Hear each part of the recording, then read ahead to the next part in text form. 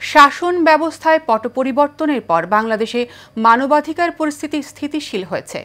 দেশের ২০২৪ সালের পরিস্থিতি নিয়ে যুক্তরাষ্ট্রের পররাষ্ট্র দপ্তরের মানবাধিকার বিষয়ক বার্ষিক প্রতিবেদনে এই তথ্য উল্লেখ করা হয়েছে। স্থানীয় সময় মঙ্গলবার মার্কিন পররাষ্ট্র দপ্তরের ওয়েবসাইটে এই প্রতিবেদন প্রকাশ করা হয়। তবে এই প্রতিবেদনে কিছু বিষয়ে উদ্বেগ প্রকাশ করা হয়েছে। বিস্তারিত জানাচ্ছেন জাবালুন নূর।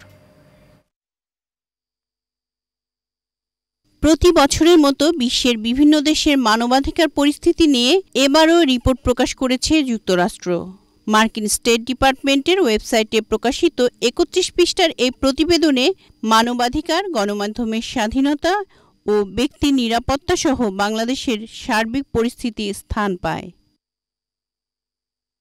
প্রতিবেদনের শুরুতে জুলাই-আগস্টের ছাত্র আন্দোলনের প্রসঙ্গ ও এরই ধারাবাহিকতায় শেখ হাসিনার পলায়ন এবং ডক্টর মোহাম্মদ ইউনূসের প্রধান উপদেষ্টা হিসেবে দায়িত্ব গ্রহণের বিষয় অন্তর্ভুক্ত করা হয়েছে।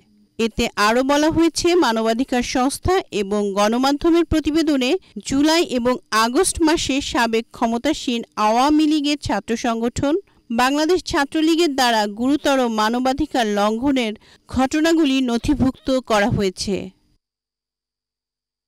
সেই সাথে বিগত সরকারের আমলে হওয়া বিভিন্ন অপরাধের কথা তুলে ধরা হয় এই রিপোর্টে। উল্লেখ করা হয়, হত্যা, গুম, নির্যাতন, বিচার বহির্ভূত আটক, বাকস্বাধীনতা ও গণমাধ্যমের উপর কড়াকড়ি, সেন্সরশিপ, সাংবাদিক আটক, শ্রম আইন লঙ্ঘন সহ বিভিন্ন ইস্যু। মার্কিন প্রতিবেদনে আরও বলা হয়, মানবাধিকার লঙ্ঘনের অনেক উদাহরণ থাকলেও জড়িতদের শাস্তির ব্যবস্থা করেনি বিগত হাসিনা প্রশাসন। তবে এসব মানবাধিকার লঙ্ঘনকারীদের অন্তর্বর্তী সরকার আটক করেছে বলে উল্লেখ করা হয় এতে। শাসন ব্যবস্থায় পট পরিবর্তনের পর বাংলাদেশে মানবাধিকার পরিস্থিতি স্থিতিশীল রয়েছে বলে প্রতিবেদনে উল্লেখ করা হয়। জাবালুন নূর, এশিয়ান টেলিভিশন।